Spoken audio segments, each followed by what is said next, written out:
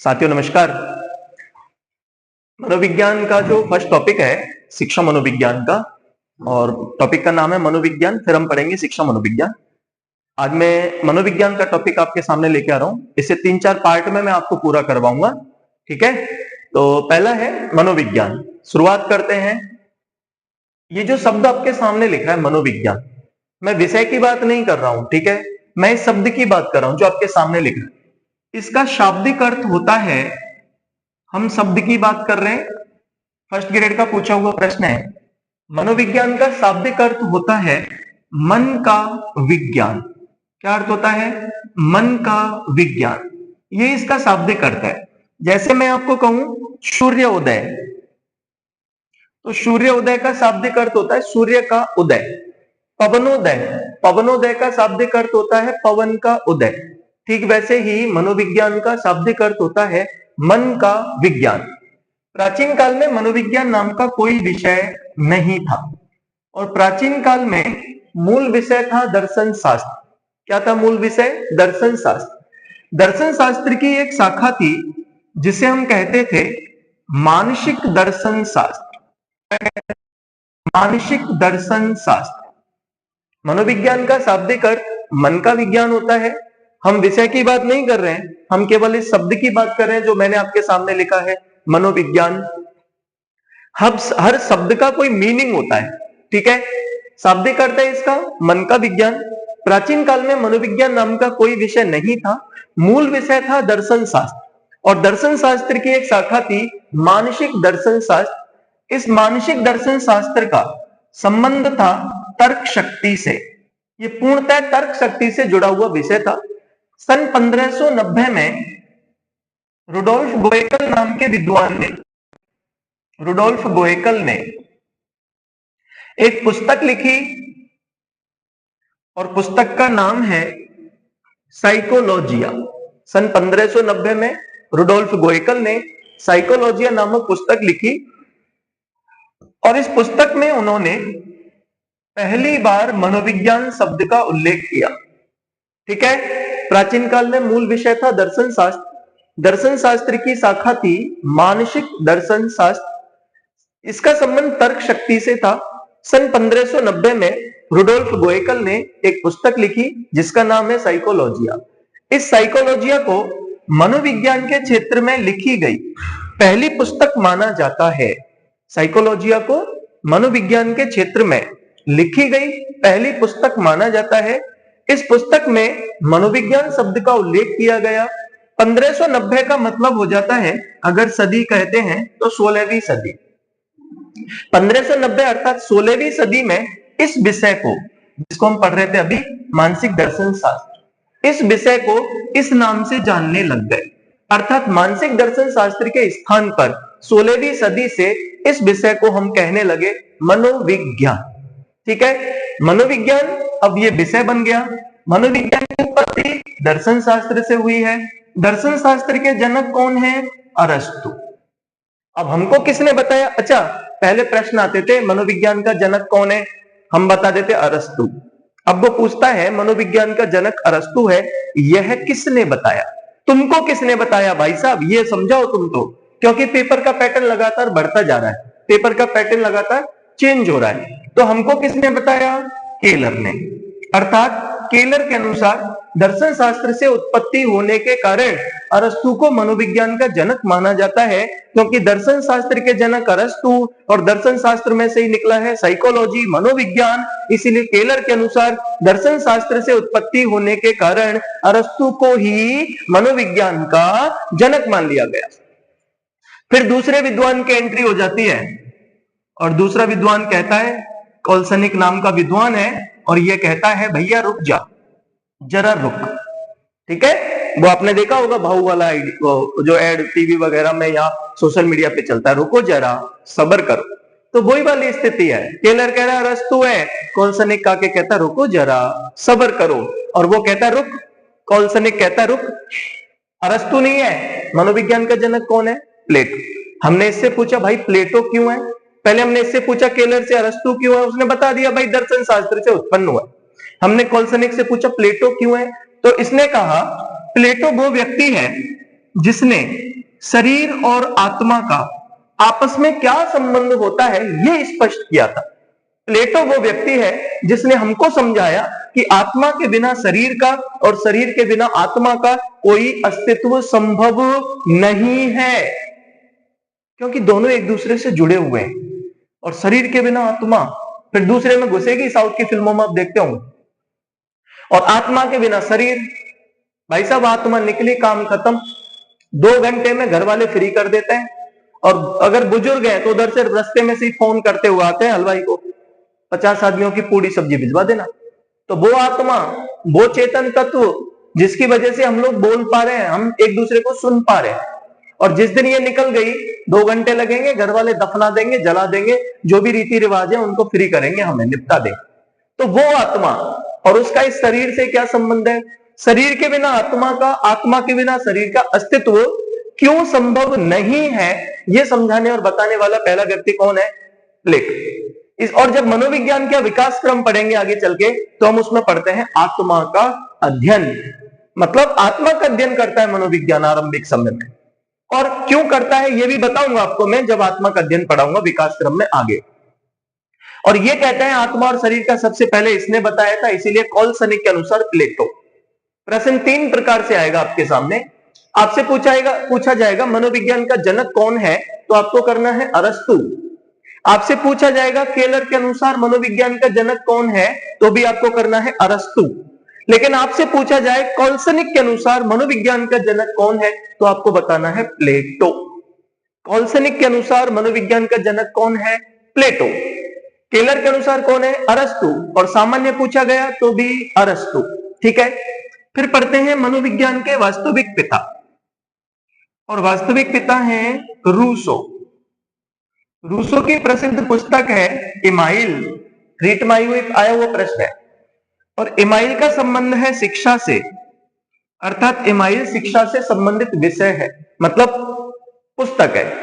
इसमें शिक्षा के संबंध में बातें कही गई हैं, शिक्षा के संबंध में लिखा गया है। जो लेखक कौन है इसके? रूसो। प्रयोगात्मक मनोविज्ञान के जनक कौन है? प्रयोगात्मक मनोविज्ञान के जनक हैं विलियम वुंट। विलियम वुंट क्यों है? क्योंकि हमको 3 बातें पता करके चलनी है हर सब्जेक्ट में, अगर सिलेक्शन चाहिए तो। क्या है, क्यों है और कैसे, ये 3 बातें हमको पता होनी चाहिए। प्रयोगात्मक मनोविज्ञान के जनक कौन है? William Wundt. क्यों है? क्योंकि इन्होंने 1879 में जर्मनी के लिप्जिंग शहर में, जर्मनी के लिप्जिंग शहर में स्थित लिप्जिंग विश्वविद्यालय में, लिप्जिंग शहर में स्थित लिप्जिंग विश्वविद्यालय में, जिसका वर्तमान नाम है कार्ल मार्क्स विश्वविद्यालय, इस लिप्जिंग विश्वविद्यालय में मनुष्यों के लिए प्रयोगशाला की स्थापना की थी। ये बहुत ध्यान से सुनने की बातें हैं। विलियम वुंट ने 1879 में जर्मनी के लिप्जिंग शहर में स्थित लिप्जिंग विश्वविद्यालय में, जिसका वर्तमान नाम है कार्ल मार्क्स विश्वविद्यालय, उसमें मनुष्यों के लिए प्रयोगशाला की स्थापना की थी। इस प्रयोगशाला में मनुष्यों की बुद्धि के परीक्षण किए जाते थे। इस प्रयोगशाला में क्या करते थे? मनुष्यों की बुद्धि के परीक्षण। ठीक है। सन 1882 में फ्रांसिस गाल्टन को सृजन शास्त्र का पितामह कहते हैं। फ्रांसिस गाल्टन को व्यक्तिगत भिन्नता के क्षेत्र में अध्ययन आरंभ करने का श्रेय भी दिया जाता है। फ्रांसिस गाल्टन को सृजन शास्त्र का पितामह कहते हैं। फ्रांसिस गाल्टन को व्यक्तिगत भिन्नता के क्षेत्र में अध्ययन आरंभ करने का श्रेय भी दिया जाता है। तो सन 1882 में फ्रांसिस गाल्टन ने लंदन में मानवीय विशेषताओं का अध्ययन करने के लिए, मानवीय विशेषताएं मतलब हम एक दूसरे से अलग क्यों हैं, हम में व्यक्तिगत भिन्नता क्यों पाई जाती है, हर व्यक्ति दूसरे से अपनी विशिष्ट पहचान कैसे बना के रखता है, इन सारी बातों का अध्ययन करने के लिए इन्होंने 1882 में लंदन में एक प्रयोगशाला की स्थापना की थी। अब प्रयोगशाला हो गई 2। पहली है 1879 में जर्मनी के लिप्जिंग शहर में विलियम वुंट द्वारा स्थापित लिप्जिंग विश्वविद्यालय, जिसका वर्तमान नाम है कार्ल मार्क्स विश्वविद्यालय। इस प्रयोगशाला में मनुष्यों की बुद्धि के परीक्षण होते थे, ध्यान रखना। दूसरी है 1882 में फ्रांसिस गाल्टन ने स्थापित की लंदन में। यह प्रयोगशाला मानवीय विशेषताओं से संबंधित है। अब आपसे पूछा जाए मानवीय विशेषताओं के लिए पहली प्रयोगशाला की स्थापना किसने की, तो भाई साहब गलती से भी विलियम वुंट मत कर देना, आपको करना है फ्रांसिस गाल्टन। ठीक है, आपसे पूछा जाए पहली प्रयोगशाला की स्थापना किसने की थी, तो आपको बताना है विलियम वुंट। ठीक है, तो फ्रांसिस गाल्टन ने लंदन में मानवीय विशेषताओं का अध्ययन करने के लिए प्रयोगशाला स्थापित की। इसके अलावा सन 1897 में वाटसन ने अमेरिका में पशुओं के लिए प्रयोगशाला की स्थापना कर दी। अब ये भी पहली हो गई, लेकिन ये किसके लिए पहली है, पशुओं के लिए। ठीक है, अब एक पुस्तक का नाम पूछा गया है आरपीएससी के द्वारा, उसने पूछा था प्रयोगात्मक मनोविज्ञान पुस्तक के लेखक कौन है, तो पुस्तक के लेखक हैं, याद कर लीजिए, टिचनर। ठीक है, चार बातें प्रयोगात्मक मनोविज्ञान की, चारों ही इंपॉर्टेंट है। आपसे पूछा जाएगा प्रयोगात्मक मनोविज्ञान के जनक कौन है, आपको बताना है विलियम वुंट। आपसे पूछा जाएगा फ्रांसिस गाल्टन ने लंदन में मानवीय विशेषताओं का अध्ययन करने के लिए प्रयोगशाला स्थापित कब की थी, तो आपको बताना 1882। ठीक है, आपसे पूछा जाएगा पशुओं के लिए पहली प्रयोगशाला की स्थापना किसने की थी, तो आपको बताना है वाटसन। सब जगह विलियम वुंट मत करते चले जाना, विलियम वुंट नहीं। यथा प्रश्न जब हम क्लास में पढ़ते हैं, मैं क्लास में पढ़ाता हूं, तो कोचिंग में जो बच्चे आ रहे हैं उनको मैं एक ही बात कहता हूं, आप अपने आप को इतना समर्थ बनाओ, इतना सक्षम बनाओ कि यथा प्रश्न तथा आंसर, जैसा प्रश्न पूछे वैसा आंसर देने की क्षमता आपके अंदर हो। और अभी आप ये देख रहे होंगे संस्कृत विभाग के जो सेकंड ग्रेड के पेपर हुए, इनमें साइकोलॉजी जो आ रही है खासकर, तो मैंने फेसबुक वगैरह पे देखा है, बहुत सारे पब्लिकेशन है, इतनी मोटी मोटी किताबें छाप रहे, और वो डाल रहे हैं उनमें से कि भाई हमारे यहाँ से ये प्रश्न, हमारे यहाँ से ये प्रश्न है। मैं एक छोटी सी बात कहता हूँ, अलवर में ज्ञानार्थ इंस्टीट्यूट है, और यहाँ जो ऑफलाइन क्लासेस चल रही है रीट वगैरह शिक्षक भर्ती की, आप एक बार हमारे जो बैच कंप्लीट हो गए हैं उन बैचों के बच्चों से साइकोलॉजी के नोट्स लीजिए और आप उसमें मिलाइए, आपको हूबहू क्वेश्चंस मिल जाएंगे। एक आध कोई क्वेश्चन बाहर है जो हम पढ़ा रहे हैं उस मैटर से, बाकी आपको लगभग सारे प्रश्न आसानी से मिल जाएंगे। जैसे अभी एक पेपर देखा था मैंने, तो उसमें वो था कि सभी मेरी ओर देख रहे हैं, या इस तरह के प्रश्न थे, हमने एज इट इज क्लास में ऐड करवा रखे। और अभी से नहीं, काफी साल पहले, मतलब 1-1.5 साल पहले से, जब पिछली बार का मेंस हुआ था उसके बाद नोट्स फिर से अपडेट करे हमने, उसके बाद से लगातार इन चीजों को पढ़ाते आ रहे हैं, और वही चीजें आजकल पेपर में पूछी जा रही हैं। ठीक है, तो बड़ी बड़ी पब्लिक या मोटी मोटी किताबें पढ़ने की आवश्यकता नहीं है। और मैं फिर कहता हूं कि ऑफलाइन का कोई विकल्प नहीं है, ऑफलाइन दी बेस्ट है। बस आपको सिस्टमेटिक तरीके से पढ़ाने वाली टीम और एक अच्छे अनुशासित वातावरण वाली कोचिंग आपको मिल जाए, और ये दोनों चीजें मैं फिर आपसे कह रहा हूं ज्ञानार्थ इंस्टीट्यूट में ही संभव है। अलवर का सबसे बेहतरीन संस्थान है ज्ञानार्थ इंस्टीट्यूट। अगर ऑफलाइन करना है, ऑनलाइन पढ़ करके रिस्क नहीं लेना है, या फिर सेल्फ स्टडी के भरोसे नहीं रहना है, या आपका टाइम टेबल नहीं बैठ पाता, तो आप एक बार ऑफलाइन जुड़िए और ज्ञानार्थ इंस्टीट्यूट में आकर के एक बार विजिट कीजिए। जो बच्चे पढ़ रहे हैं उनसे एक बार पूछिए कि कैसा पढ़ाते हैं, कैसा माहौल है, सिलेबस पूरा होगा या नहीं होगा। तो फिर आप अपने डिसीजन, अपना विवेक जो भी आपका कहता है आप उस पर सोचिए। और मैं तो कहूंगा कि ज्यादा बेस्ट रहेगा रिस्क ना लें और ऑफलाइन जुड़िए, अच्छे संस्थान से जुड़िए। ठीक है, और ज्ञानार्थ इंस्टीट्यूट अपने आप में दी बेस्ट है। वापिस आ जाइए, प्रयोगात्मक मनोविज्ञान पुस्तक के लेखक है टिचनर। ठीक है, यह है मनोविज्ञान का थोड़ा सा शुरुआती। जैसे हमने पढ़ा, एक बार रिवाइज करवा देता हूं। मनोविज्ञान शाब्दिक अर्थ होता है मन का विज्ञान। ठीक है, फिर मनोविज्ञान प्राचीन काल में तो था ही नहीं, मूल विषय था दर्शन शास्त्र, और दर्शन शास्त्र की एक शाखा थी मानसिक दर्शन शास्त्र। ठीक है, इसका संबंध था तर्क शक्ति से। सन 1590 में रुडोल्फ गोएकल ने एक पुस्तक लिखी जिसका नाम है साइकोलॉजिया।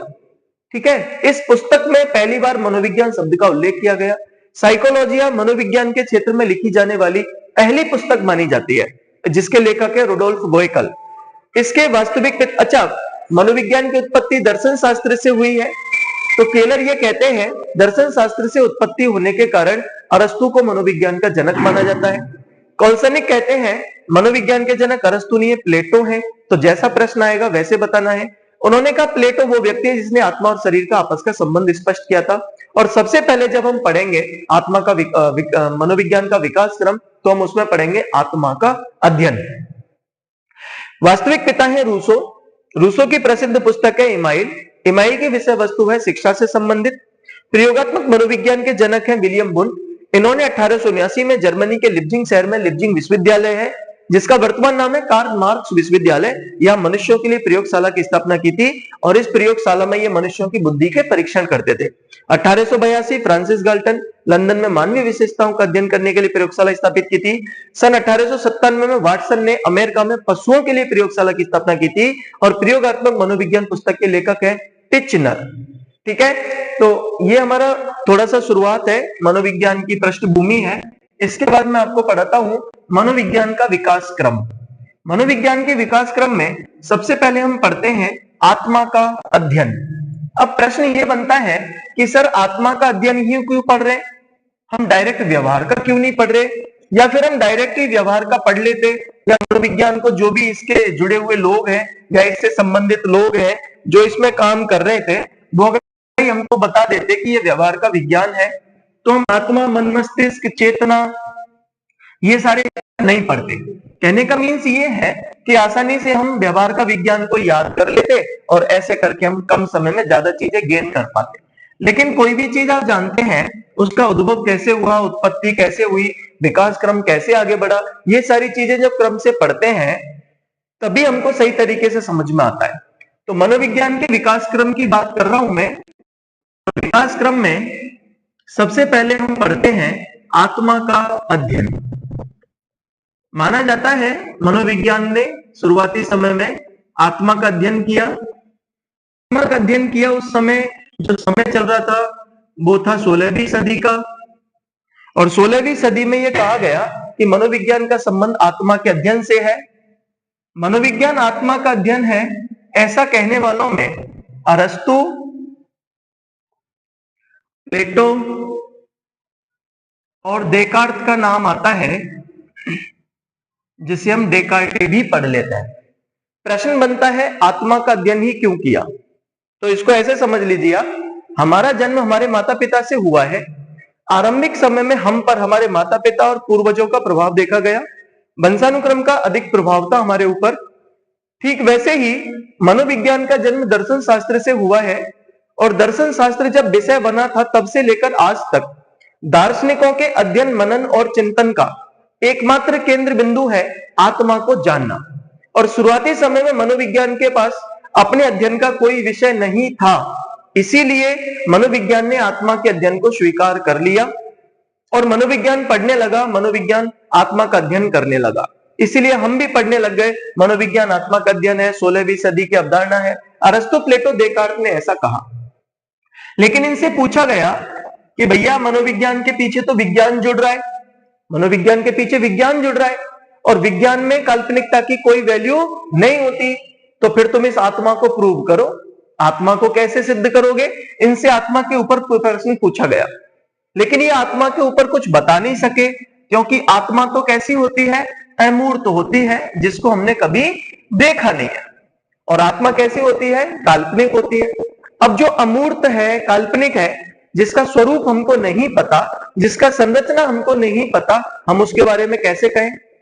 और ये ठहरे महान दार्शनिक, यदि ये काल्पनिक बात करते भी हैं तो फिर इनकी वैसे मजाक उड़ेगा, इनकी हंसी उड़ेगी, इसलिए इन्होंने कोई जवाब नहीं दिया। और मनोविज्ञान के पीछे विज्ञान, अर्थात आपको अपनी बात प्रूव करनी पड़ेगी। यदि आप अपनी बात प्रूव नहीं कर सकते तो मनोविज्ञान में आपके बात की कोई वैल्यू नहीं है। अब क्या होता है, ये बता नहीं सके, इसीलिए इस मत को नकार दिया गया, इस मत का खंडन हो गया, और खंडनकर्ता के रूप में सामने आए कौन? जे.एस. रॉस। कारण क्या था? क्योंकि भैया ये बता नहीं सके कि आत्मा कैसी है। कह तो दिया इन्होंने कि आत्मा का अध्ययन है, लेकिन बता नहीं सके आत्मा कैसी होती है। अब जब तुम बताओगे नहीं तो हम तुम्हारी बात को नहीं मानेंगे, क्योंकि मनोविज्ञान के पीछे क्या जुड़ रहा है? विज्ञान। मैंने कहा पृथ्वी सभी वस्तुओं को अपनी ओर खींचती है, आपने कहा सर प्रूव करके दिखाओ। मैंने पत्थर फेंका और सामान फेंका, फिर एक बच्चे को हवा में उछाला, सब वापस आए। आपने कहा बात तो सही है, पृथ्वी सभी वस्तुओं को खींचती है। इन्होंने कहा आत्मा का अध्ययन है, हमने कहा प्रूव करके दिखाओ आत्मा कैसी है। अगर आत्मा होती, आत्मा नाम का कोई तत्व होता, तो डॉक्टर्स ने तो पूरी बॉडी का चेकअप किया हुआ है। बहुत सारे लोगों के किसी भी अंग का ऑपरेशन करते हैं डॉक्टर, उनको कहीं तो मिलती। चूंकि आत्मा मूर्त और काल्पनिक है, इसीलिए इस मत का क्या हो गया, खंडन। इस मत के खंडन का दूसरा लॉजिक, जो बहुत सारे टीचर आपको शुरू में यही नहीं समझ आता कौन सी चीज कहां पढ़ानी है। साइकोलॉजी दो शब्दों से मिलकर बनता है।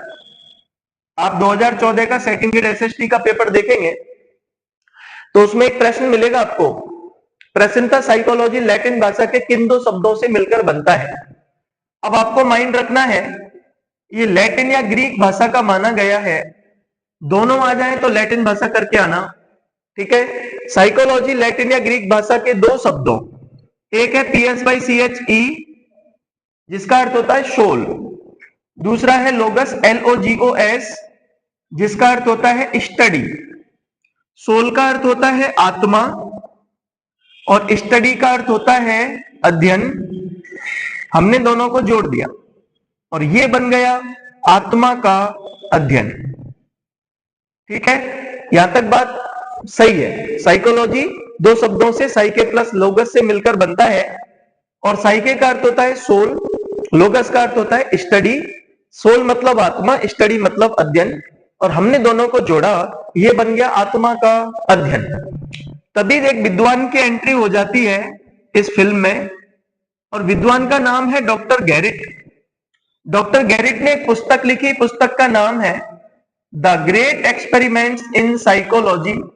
ये इनकी प्रसिद्ध पुस्तक है।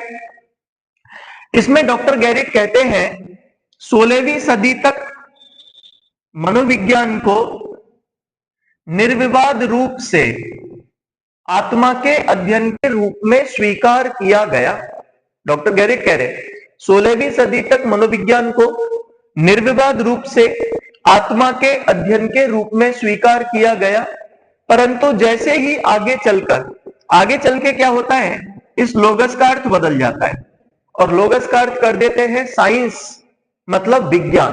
परंतु जैसे ही आगे चलकर लोगस का अर्थ विज्ञान लगाया, अब ये बन गया आत्मा का विज्ञान, ठीक है। आत्मा का विज्ञान, जैसे ही लोगस का अर्थ विज्ञान लगाया, आत्मा के अस्तित्व पर ताला लग गया अथवा प्रश्न चिन्ह खड़ा हो गया।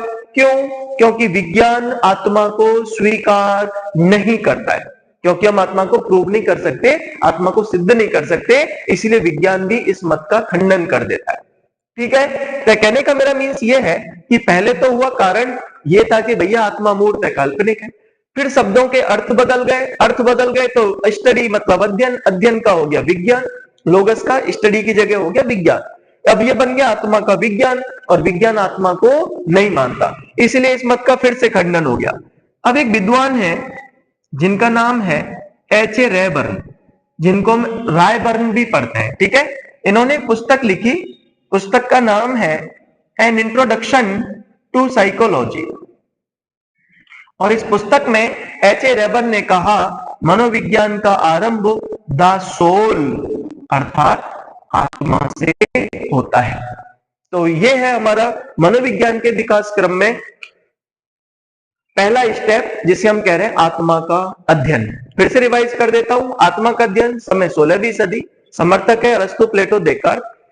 आत्मा का स्पष्ट रूप पूछा गया इनसे, ये बता नहीं सके क्योंकि आत्मा मूर्त और काल्पनिक है, ठीक है। खंडन करता है J.S. रॉस।